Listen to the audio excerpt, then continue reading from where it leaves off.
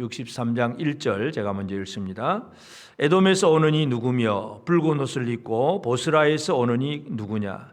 그의 화려한 의복 큰 능력으로 걷는 이가 누구냐?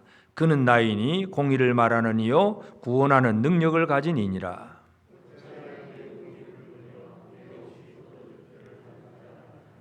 만민 가운데 나와 함께 한 자가 없이 내가 홀로 포도즙 틀을 밟았는데 내가 노함으로 말미암아 무리를 밟았고 분함으로 말미암아 짓밟았으므로 그들의 선혈이 내 옷에 튀어 내 의복을 다 더럽혔음이니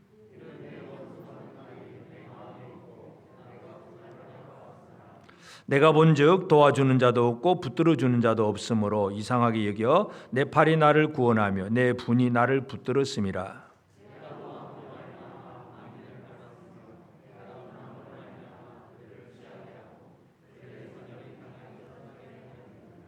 아멘. 우리 하나님의 은혜가 온 성도들에게 함께하기를 바랍니다. 아멘.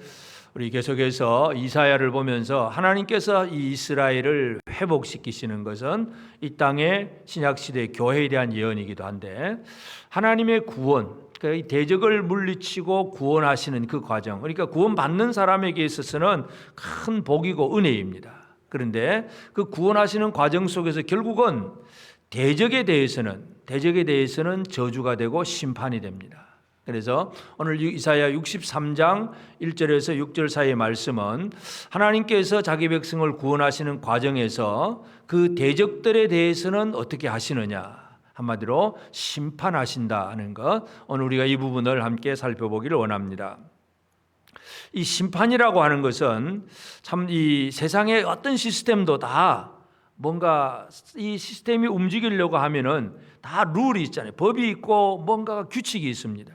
그래서 그 법을 어기게 되면 이거는 반칙이 되고 불법이 되기 때문에 벌을 받게 됩니다. 그러니까 세상에도 다 나라의 국법이 있고 여러 가지 법령들이 있습니다. 또 뭐 운동 경기도 마찬가지잖아요. 그냥 축구 선수를 얘기를 들면 그 사각형 선이 그어진 대로 선 안에서 해야 됩니다. 선 밖에 가서는 아무리 해봐야 소용이 없습니다. 그리고 또 공을 다룰 때는 손을 다뤄서는 안 된다. 이 손을 다루면 안 된다. 아주 단순하지만 머리나 발이나 몸통으로 하면서 상대방 골문에다 골을 넣는 것. 이 축구 경기잖아요. 그리고 뭐 옵사이드라든지 뭐 여러 가지 많은 조그마한 그런 규례들이 있긴 하지만 하여튼 모든 것이 어떤 규칙에 의해서 움직입니다.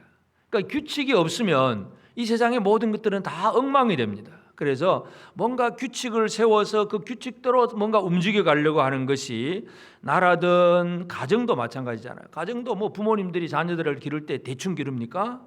예를 들어서 너 자녀들 밖에 외출했다가 몇 시까지 돌아와? 뭐 이게 법이잖아요. 뭐 이런 식으로 뭔가 뭐 가정이든 국가든 모두가 법이 있습니다. 그래서 법을 어기게 되면 거기에는 심판이 따릅니다. 그래서 그 얘기를 하는 것입니다. 온 세상을 다스리신 하나님, 이 세상을 말씀으로 창조하신 하나님은 법을 주셨고 그 법을 가지고 세상을 다스려 가시다가 법을 어긴 자 또는 뭔가 이 법에서 벗어난 자는 결국은 심판하신다는 것. 이거 가장 단순한 것이지만 가장 중요한 일이기도 합니다. 그래서 이 세상의 마지막 심판은 물론 예수 그리스도에게 달려 있는데 우리가 이사야 63장 1절에서 6절 사이의 말씀을 보면서 하나님이 어떻게 심판하시느냐, 하나님의 심판의 내용을 몇 가지 살펴볼 필요가 있습니다. 오늘 63장 1절에서 6절까지 말씀을 보면 어떤 질문과 대답에 대해서, 질문에 대해서 대답하는 그런 형식으로 진행이 됩니다. 첫 번째 질문, 에돔에서 오는 이 누구며 붉은 옷을 입고 보스라에서 오는 이 누구냐? 그의 화려한 의복 큰 능력으로 걷는 이가 누구냐? 질문을 합니다. 그때 이 대답이 뭡니까? 그는 나다, 나이니 공의를 말하는 자요 또 구원하는 능력을 가진 이니라. 누구냐? 이 에돔에서 보스라에서 붉은 옷을 입고 오는데 이 도대체 누구냐? 그렇게 질문하는 것이고 그때에 그는 나다. 하나님은 하나님 자신을 표현할 때 이렇게 나다는 표현을 잘 사용을 하세요.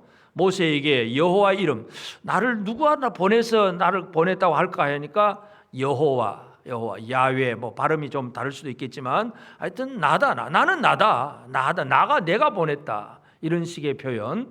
하나님은 나다 하는 그런 표현을 잘 쓰시는데, 그는 나이니 공의를 말하는 이요 구원하는 능력을 가진 이니라. 자신을 설명을 합니다. 그리고 두 번째 질문.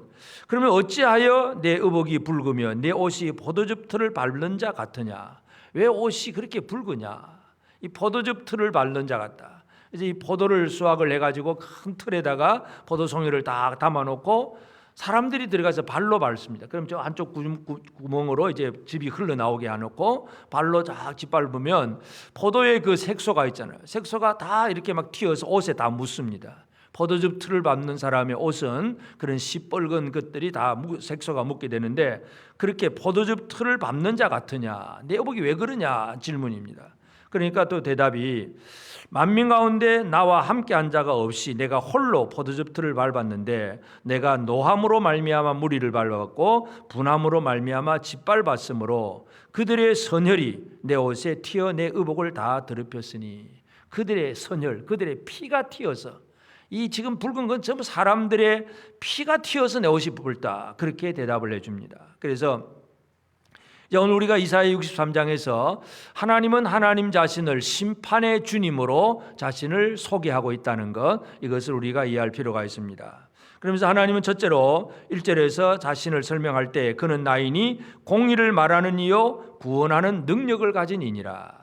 나는 공의로 말하고 구원하는 능력을 가졌다, 그렇게 표현을 합니다. 공의라고 하는 것, 공의라고 하는 것은 옳고 그름의 기준이잖아요. 그래서 이 공의라는 얘기는 잘못한 자에게는 벌을 준다는 개념이기도 하고, 그래서 벌을 주면서 자기 백성들은 구원하는 능력, 하나님은 공의를 말하며 구원의 능력을 가졌습니다. 그런데 이제 이 누가 어디에서 오느냐 하는 걸 질문을 할 때, 에돔에서 오는 이 누구며 붉은 옷을 입고 보스라에서 오는 이 누구냐? 그가 오는 곳에 대해서 미리 얘기를 합니다. 에돔에서 오고 보스라에서 온다, 그렇게 표현을 하잖아요. 하나님의 공의는 뭐냐 하면 바로 에돔과 보스라를 짓밟는 것이 바로 하나님의 공의입니다. 하나님의 백성들을 구원하는 것은 다른 면에 있어서는 하나님의 심판입니다. 하여튼 사람들은 심판 그러면 별로 좋아하지 않지만 하나님의 심판은 분명합니다. 그래서 이 에돔과 보스라가 왜 여기에 등장하느냐 하면, 에돔은 우리가 잘 알다시피 이스라엘의 그 조상 야곱, 그리고 쌍둥이 형 에서, 그러니까 에서와 야곱, 이 쌍둥이잖아요. 쌍둥이 형제인데 결국은 장자 에서의 그 명분을 야곱이 빼앗아 버리고 속여서 빼앗고, 그리고 아버지 이삭은 결국 장자의 축복을 야곱에게 복을 주고 에서에게는 복을 빌어주지 않습니다. 그리고 그 이후로부터 에서는 늘 야곱을 죽이려고 하고, 그래서 야곱은 도망가야 되고, 그 이후로 계속 역사가 흘러오면서 이스라엘 12지파 이스라엘 민족이 있고 에서 후손 에돔의 족속들이 있고, 이 에돔 족속들은 유다를 결코 좋아하지 않습니다. 그러나 하여튼 그들이 이 에돔으로서 이렇게 그 땅에 살아가고 있으면서 참 좋아하지 않는데, 왜 여기 에돔이 심판의 대상이냐 하는 거, 아모스 1장 11절 12절에 보면 아모스 선지자가 그 시대에 그 주변에 에돔이나 모압이나 암몬이나 여러 족속들의 죄를 지적을 하게 될 때에 이 에돔의 죄를 그런 얘기를 합니다. 11절 12절에 보면 여호와께서 이와 같이 말씀하시되 에돔의 서너 가지 죄로 말미암아 내가 그 벌을 돌이키지 아니하리니, 이는 그가 칼로 그 형제를 쫓아가며, 칼로 형제를 쫓아, 여기 형제라는 것이 바로 이스라엘 유다를 얘기합니다. 형제를 쫓아가며 긍휼을 버리며, 긍휼이 없습니다. 불쌍히 여김이 없습니다. 항상 맹렬히 화를 내며 분을 끝없이 품었음이라. 내가 대만에 불을 보내리니 보스라의 궁궐들을 사르리라. 그러니까 이 에돔 족속 이름이고, 보스라는 가장 중심 도시, 그 궁궐이 있는 중심 도시 보스라. 그래서 에돔과 보스라에서 짓밟고 그 옷이 붉어서 돌아온다, 그런 표현입니다. 여기서 우리가 먼저 기억해야 될 것은 하나님의 공의, 하나님의 구원의 능력, 이것은 분명하다는 얘기입니다. 하나님의 백성들을 건드린 사람을 하나님은 그냥 내버려 두지 않습니다. 하나님의 백성을 건드리고 자기 형제를 미워하고 긍휼이 없이 그냥 계속해서 저주하고 미워하고, 그래서 나중에 바벨론이 이제 이스라엘을 다 멸망시키고 유다를 멸망시킬 때에도 에돔은 뒤에서 박수치고, 느부갓네살이 그 바벨론 군대가 예루살렘을 막 약탈할 때에 에돔은 등달아 들어와서 약탈을 하고, 이런 식의 이 유다를 향해서 끊임없이 미움을 보였기 때문에 지금 하나님께서 에돔과 보스라 얘기를 하십니다. 그래서 하나님은 자기 백성을 건드린 자는 그냥 내버려 두지 않는다 하는 얘기입니다. 여러분이 진짜 하나님의 백성이라면 여러분을 건드린 대적은 하나님이 내버려 두지 않습니다. 이거 믿으십니까? 하나님의 심판은 하나님의 백성을 건드린 자는 그대로 내버려 두지 않는다. 그 개념이 에돔에서 오는 이 누구며 붉은 옷을 입고 보스라에서 오는 이가 누구냐, 그 말씀입니다. 그러면서 그 옷이 의복이 붉은 이유가 뭐냐? 무리를 짓밟고 분노함으로, 노와 분노로 진노함으로, 그래서 그들을 짓밟아서 그들의 선혈, 그들의 피가 튀었다, 그렇게 표현합니다. 그들의 피가 튀었다. 피가 튄다는 얘기, 우리가 사람이 죽을 때에 그냥 병원에서 그렇게 병들어서 고요하게 돌아가신 분도 있고 여러 가지 많은 죽음의 모습들이 많잖아요. 근데 피가 튄다는 개념은 어떤 것이냐 하면 성경에 그 한 가지 예가 있습니다. 아합의 아내 이세벨의 죽음에 대한 기록인데, 열왕기하 9장 33절에 보면, 열왕기하 9장 33절에 이르되 그를 내려 던지라 하니 내려 던짐에 그가 피가 담과 말에게 튀더라. 예후가 그의 시체를 밟으니라. 한 사람의 죽음에 대해서 그 피가 튀어서 그 옆에 담에게 말에게 막 피가 튈 정도로 그렇게 죽었다고 처참한 죽음을 얘기하는 것, 이세벨의 죽음입니다. 우리가 잘 알다시피 이세벨은 바로 아합 임금과 결혼을 해서 이스라엘에다가 바알 신을 끌고 들어온 사람이에요. 바알 우상을 끌고 들어온 여자가 이세벨이에요. 온 이스라엘 민족을 타락시키는 가장 큰 역할을 담당한 사람이 바로 이세벨입니다.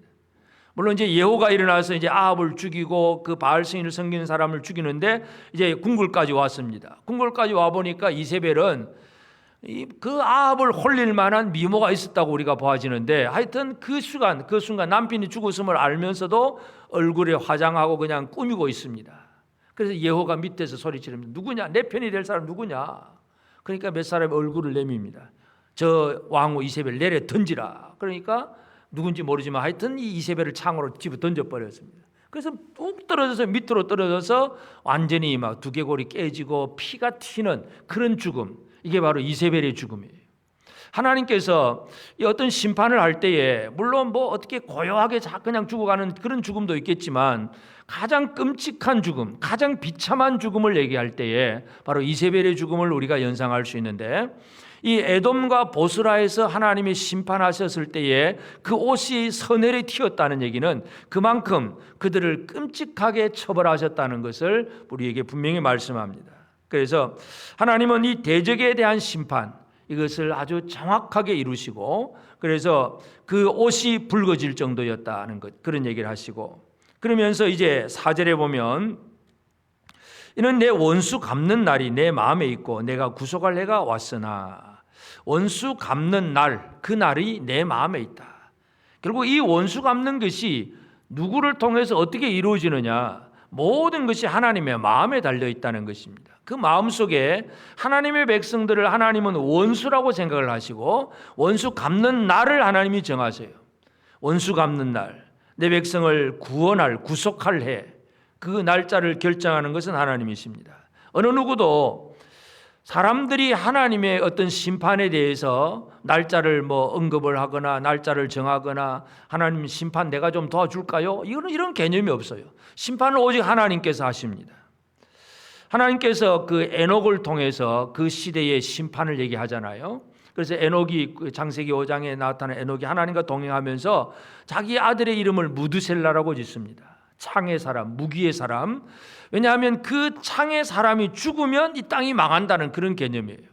그러니까 이 에녹이 하나님의 저주와 심판이 있을 것이라고 분명히 선포를 했는데, 참 그래도 우리가 성경을 연구해 보면 하나님의 심판은 분명하지만 그래도 하나님의 마음속에는 하나님의 이 세상 사람을 향한 하나님의 자비와 긍휼이 늘 있다는 얘기잖아요.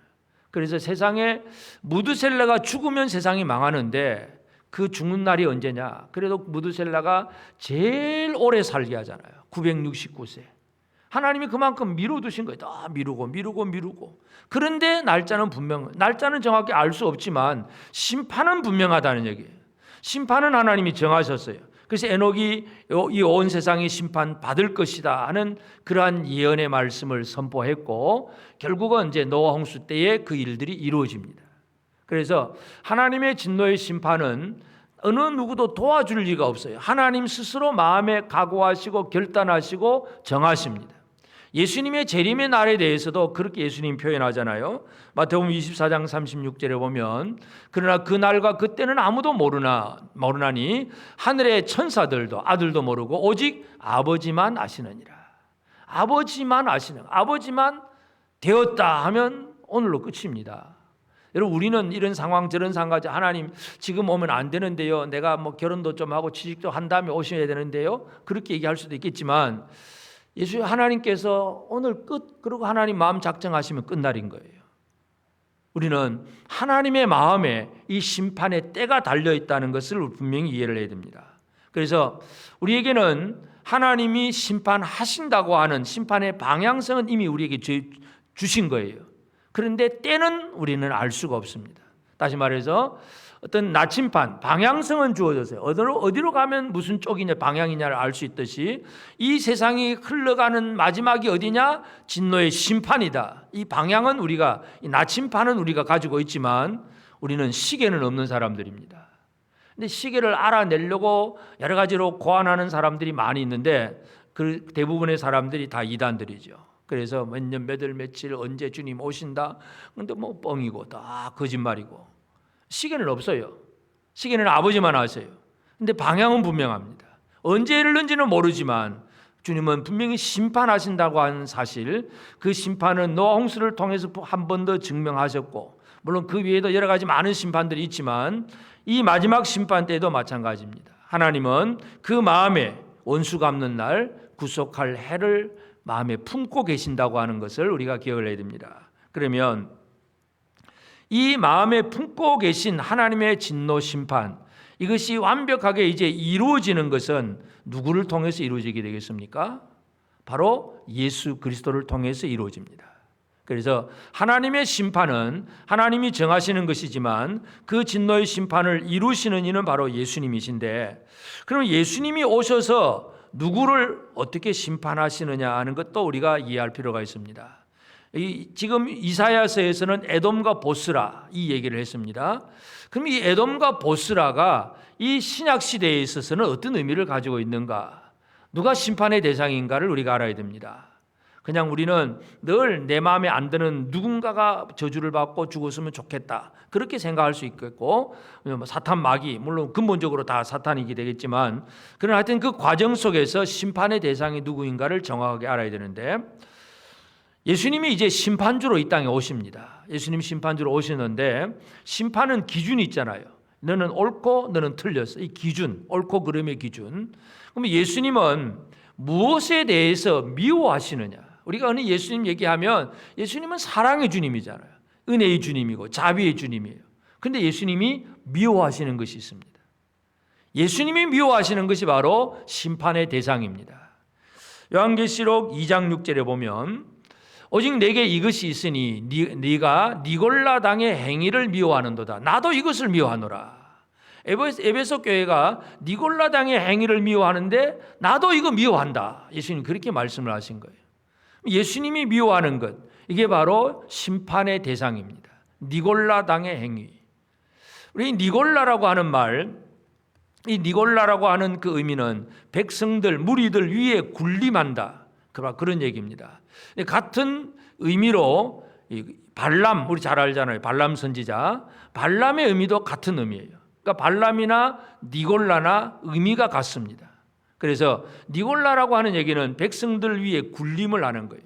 교회가 모든 성도들이 한 형제로서 서로 평등하게, 한 형제 자매로서 서로 사랑하고 하나 되고 서로 위하고 이렇게 나가는 것, 이거 주님이 원하시는 것인데, 어느 틈엔가 교회가 조금씩 변질되더니 교회 안에 계급이 생기기 시작을 합니다. 백성들 위에 군림하는 존재. 그래서 성직자 계급, 평신도 계급, 또는 뭐 장로, 권사, 또 집사, 뭐 아니면 또 뭐 모든 사람, 뭐 성도들 이런 식의 해가지고 지금도 많은 사람들이 뭐 말로는 뭐 그렇게 안 하지만 은연중에 우리 마음속에 생각이 그렇게 될 수가 있습니다. 목사는 제일 높은 사람, 뭐 장로는 뭐 집사에서 장로 되면 좀 한 계급 승진한 것처럼 그렇게 생각하는 사람, 또 권사 되면 뭔가 좀 높아진 것 같은 그렇게 생각을 하는 사람들, 이게 바로 니골라예요. 니골라는 교회 안에 계급을 만들어냅니다. 백성 위에 군림하는 것, 한 단계 올라서서 다른 사람과 차별을 지으면서 남을 낮추고 무시하고 멸시하고 다른 사람을 다스리려고 하지 형제와의 진정한 사랑을 나누려고 하지 않습니다. 이것이 니골라고 발람이에요. 그래서 예수님이 이거 미워한다는 얘기예요. 백성 위에 군림하는 것, 계급 사회를 나는 미워한다고 예수님 그렇게 말씀을 합니다. 그리고 같은 의미, 이 발람, 우리가 발람의 교훈, 발람의 탐심, 이것에 대해서는 여러 군데서 많이 또 강조를 하는데, 결국은 이것이 뭐예요? 발람이라고 하는 것이 결국은 재물에 대한 탐심이잖아요. 에돔 족속과 여기 보스라 얘기가 나오는데, 이 보스라가 그 에돔 족속의 중심 도시인데, 보스라라고 하는 의미가 뭐냐면 양의 우리라고 하는 거예요. 양우리. 양의 우리 안에 양떼가 가득한 거예요. 보스라. 그러니까 보스라를 연상을 하면 양의 우리 양떼가 가득한 거예요. 요즘 말로 하면 그저 재산이 몇 조가 될는지 하여튼 넉넉한 사람들 얘기예요.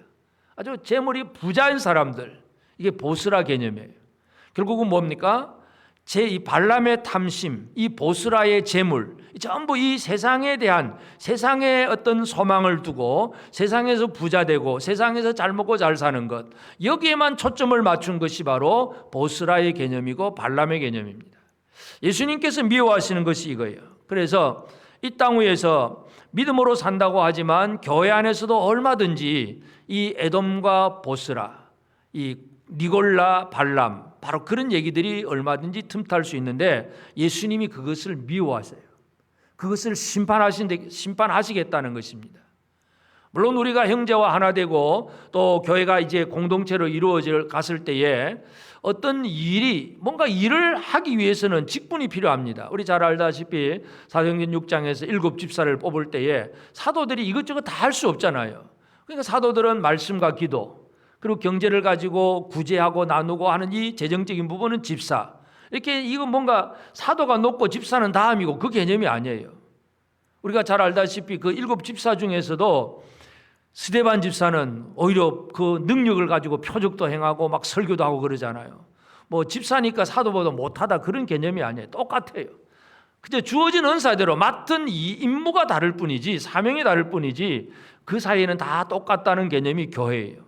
그런데 어느 틈엔가 교회 안에 네가 높고 내가 높고 서로 낮고 높고 막 이렇게 하는 것. 그래서 직분을 맡으면 내가 이제 한 자리 했다고 그저 으쓱하고 안 됐으니까 이것 때문에 기분 나쁘다 그러고 여전히 니골라요. 니골라. 이걸 벗어나야 됩니다. 이것이 바로 심판의 대상이에요. 보스라, 양의 우리, 발람의 탐심, 이런 것들이 바로 심판의 대상이라는 것을 우리가 이해해야 됩니다. 그래서 예수님은 에베소 교회를 향해서 내가 이 니골라 등 행위를 미워하도다, 나도 이거 미워한다. 예수님은 그걸 미워한다고 분명히 표현하셨어요. 이게 심판의 대상입니다. 그러면서 결국은 이 심판은, 마지막 날 심판은 분명한 심판, 단호하고 긍휼이 없는 아주 과단한 그러한 심판이라는 것을 우리가 이해할 필요가 있습니다. 예수님은 어떤 분이신가에 대해서 요한복음에서 사도 요한이 예수님을 소개할 때 요한복음 1장 1절에서 태초에 말씀이 계시니라, 태초에 로고스가 계시니라, 이 말씀이 하나님, 이 로고스가 하나님과 함께 계셨으니 이 로고스가 곧 하나님이시니라 말씀이다. 그러니까 그 당시에 이 초대교회 당시에 이미 로고스라고 하는 단어를 사용해요. 헬라 철학에서 이성적이고 도덕적이고 뭔가 참 아주 인간이 좋은 것들을 그냥 로고스라고 표현을 합니다. 그런데 사도 요한이 요한복음을 쓰면서 그게 로고스가 아니고 진짜 로고스는 누구냐? 예수 그리스도야. 요한복음을 기록한 목적이 이것입니다. 이 세상의 철학도 윤리, 도덕 이게 아니고 진짜 예수는 예수밖에 없어. 예수가 삶의 기준이라는 얘기예요. 그래서 이 예수가 삶의 기준인데 이 말씀이신 예수님이 계시록 19장 13절부터 보면 또 그가 피 뿌린 옷을 입었는데 그가 피 뿌린 옷을 입었습니다. 그 이름은 하나님의 말씀이라. 그 이름은 하나님의 말씀이라 칭하더라. 하늘에 있는 군대들이 희고 깨끗한 세마포 옷을 입고 백마를 타고 그를 따르더라. 그의 입에서 예리한 금이 나오니 그것으로 만국을 치겠고 친히 그들을 철장으로 다스리며 또 친히 하나님 곧 전능하신 이의 맹렬한 진노의 포도주 틀을 밟겠고. 피 뿌린 옷을 입은 하나님의 말씀 예수 그리스도가 그 일을 이루신다는 것입니다. 그래서 이사야가 말하는 이 피 뿌린 옷은 마지막 날 예수 그리스도께서 온 세상 마지막을 심판하실 때 입는 옷이 바로 피 뿌린 옷인데 그 피 뿌린 옷을 입는 분이 누구냐? 말씀이다. 하나님의 말씀이다. 진노의 포도주 틀을 밟아서 그 옷이 붉어진다. 그런 표현입니다. 그러면서 그 진노의 포도주 틀, 이것은 바로 자비가 없습니다. 긍휼이 없습니다. 야고보서 2장 13절에 보면 긍휼을 행하지 아니하는 자에게는 긍휼 없는 심판이 있으리라. 긍휼은 심판을 이기고 자랑하느니라. 심판의 특징은 뭐냐? 긍휼이 없습니다. 불쌍히 여김이 없습니다. 심판 이전에는 주님이 늘 끝까지 참으시고, 아까 무드셀라 얘기를 잠깐 했지만 하나님이 참고 또 참으시고 거의 1000년을 참으신 거예요. 에녹에게 말씀하신 이후로 1000년을 참으신 하나님이에요. 계속해서 긍휼을 베풀고 자비를 베푸르신 하나님이세요. 그러나 일단 심판에 들어가면 긍휼이 없습니다. 방주 안에 들어간 자는 살아남지만 방주 밖에 있는 인구는 어떤 학자들은 이런저런 연구를 하면서 그 당시 노아 홍수 당시 인구가 얼마였을까, 몇억이다, 몇십억이다 알 수는 없지요. 그러나 하여튼 그렇게 몇백 년을 살면서 자손들을 낳았으니까 엄청난 인구였을 것으로 우리는 짐작할 수 있습니다. 하나님은 그 엄청난 인구를 한꺼번에 다 죽이시는 하나님이십니다. 심판에는 자비가 없습니다. 심판에는 긍휼이 없습니다. 긍휼 없는 심판이 있으리라. 이 심판의 무서움에 대해서 우리는 분명히 깨달을 필요가 있습니다. 그래서 예수님의 사랑, 예수님의 은혜, 자비 이런 것들도 우리는 너무나 필요한데, 그러나 이것이 끝나는 날, 마지막 날에 심판의 날에는 긍휼 없는 심판이 있을 것임을 우리는 분명히 기억을 해야 됩니다. 그러면서 이 예수님의 그 심판은 자신이 하는 그 심판에 대해서 정당하다는 사실을 정확하게 예수님 선포를 합니다. 요한복음 5장 30절에 보면 내가 아무것도 스스로 할 수 없노라 듣는 대로 심판하노니 나는 나의 뜻대로 하려 하지 않고 나를 보내신 이의 뜻대로 하려 함으로 내 심판은 의로우니라. 예수님은 자신의 심판이 의롭다 그렇게 표현하세요. 내 심판은 잘못된 게 없다. 축구 경기 심판들은 오심을 할 수 있잖아요. 그래서 요즘은 조금 더 이제 오심을 잡아내기 위해서 이제 비디오 판도까지 하잖아요. 그래서 이 사람이 진짜 옵사이드를 했느냐 안 했느냐, 골 그 선 라인을 공이 넘어갔느냐 안 넘어갔느냐 정확하게 사진을 찍어서 이제 그렇게 판독을 합니다. 근데 그 판독하기 전에는 사람으로서는 잘 모를 수도 있습니다. 인간은 오심을 할 수밖에 없어요. 세상의 법이라고 하는 것도 마찬가지예요. 다 법을 세우는 것도 진짜 공의롭고 정의롭게 세워진 법이 있는가 하면 어떤 법을 보면 참 자기 입맛에 맞는 자기 당리 당략에 따라서 세워진 그런 법들도 많고, 그래서 내 마음에 드는 것은 옳고 남은 전부 틀렸고, 그러니까 기준을 막 엉뚱한 기준을 세워놓잖아요. 그런데 예수 그리스도만이 그의 심판은 의롭다 그렇게 표현합니다. 왜냐하면 나를 보내신 이의 뜻대로 하려 함으로, 하나님의 뜻대로 사는 것이 의로움이에요. 그래서 예수 그리스도께서는 자신의 심판이 의롭다 그렇게 표현합니다. 계시록 16장 7절에도 그런 말씀이 있습니다. 또 내가 들으니 제단이 말하기를 그러하다 주 하나님 곧 전능하신 이시여 심판하시는 것이 참되시고 의로우시도다. 하나님의 심판이 참되고 어렵다. 그 제단에서 얘기하는 거예요. 제단 아래에서는 순교자들이 도구하며 기도하고 있는데, 하여튼 제단이 말을 합니다. 제단이 말을 하면서 하나님의 그 심판이 참되고 어렵다 그렇게 표현합니다. 예수 그리스도는 정확한 심판이고 의로운 심판입니다. 오심이 없습니다.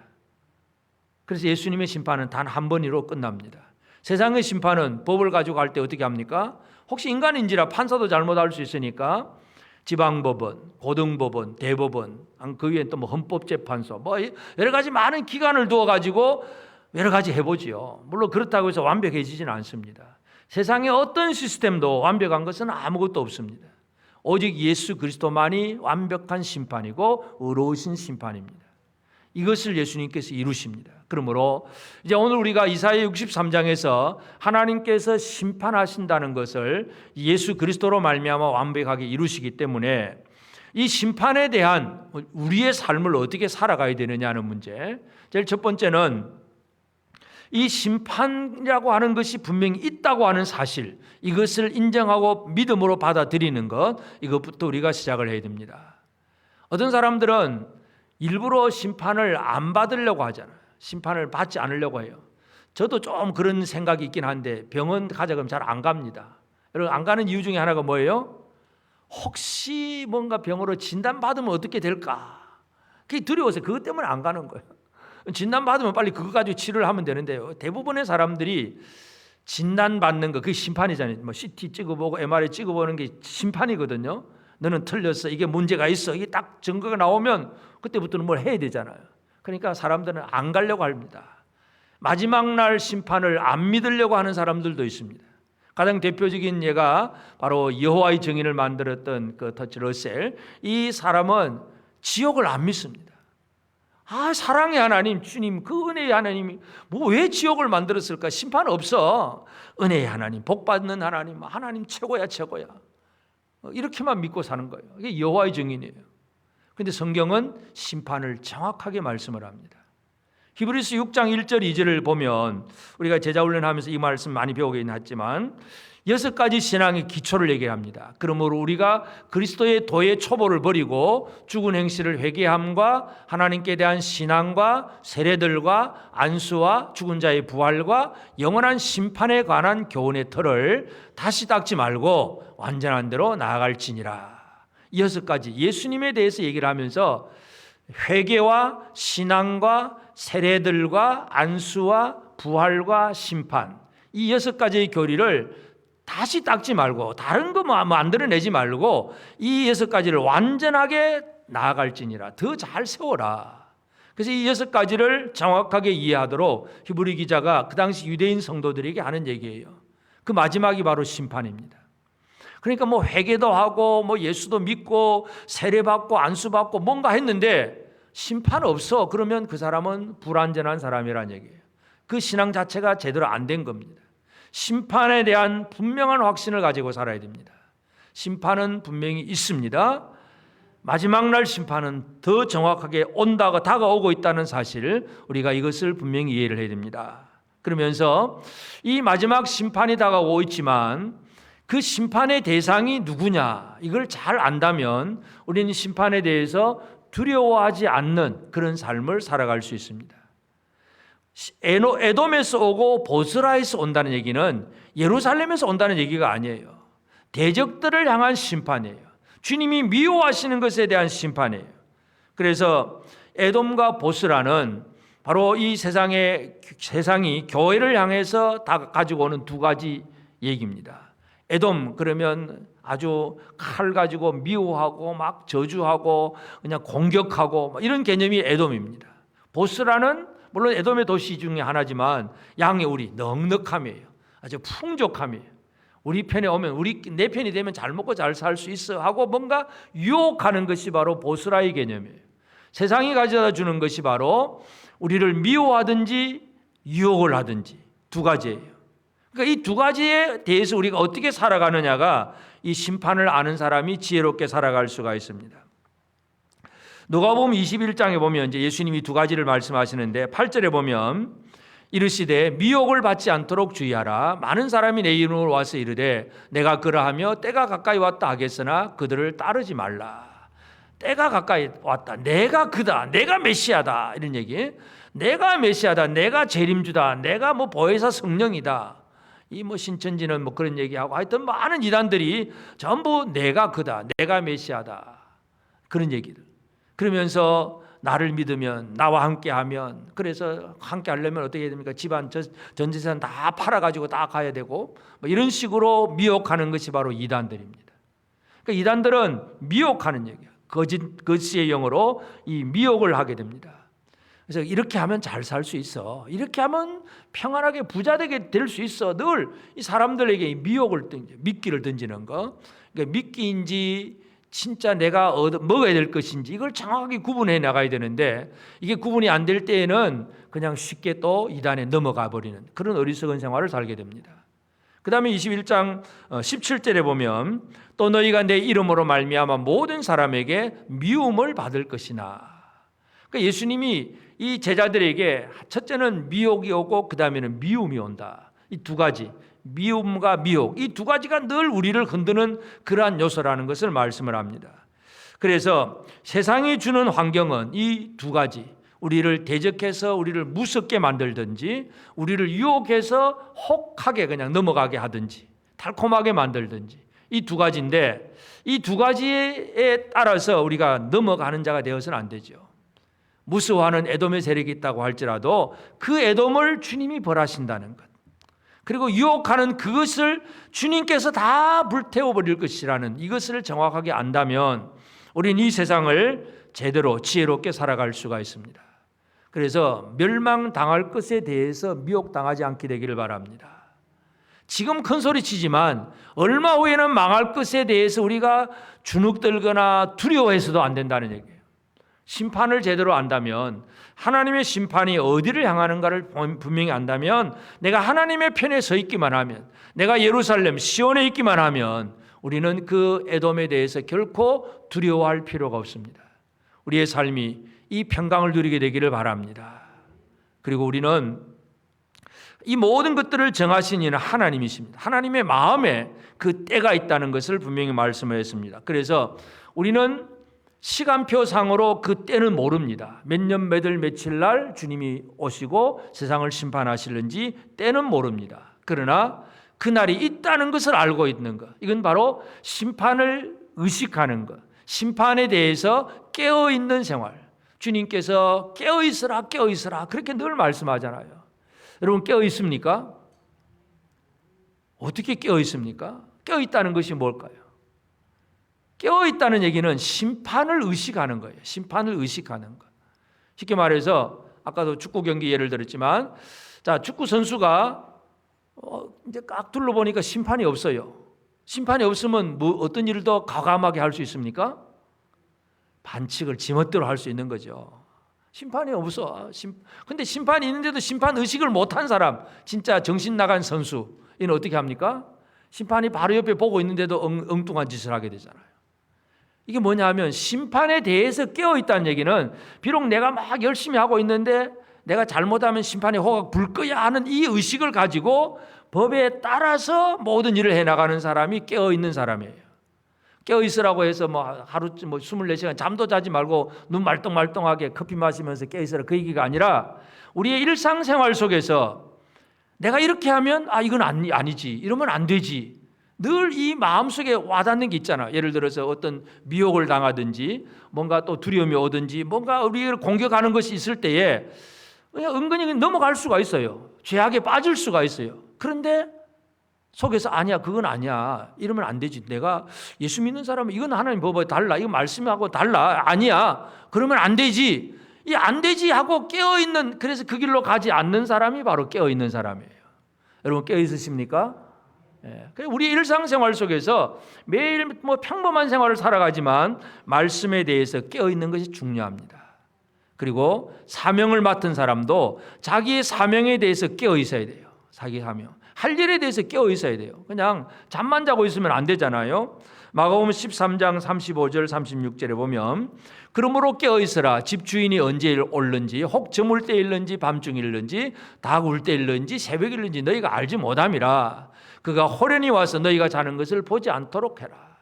이 종은 주인으로부터 일을 맡은 사람이에요. 그러면 주인이 오기 전에 그 일을 마쳐야 돼요. 이것이 그의 사명이에요. 그런데 주인이 언제 올는지 모르니까 뭐 오늘 또 좀 쉬었다가 하고 뭐 내일 또 좀 하다가 뭐 말다가 뭐 그냥 대충 넘어가 버리면 그는 잠자는 자란 얘기예요.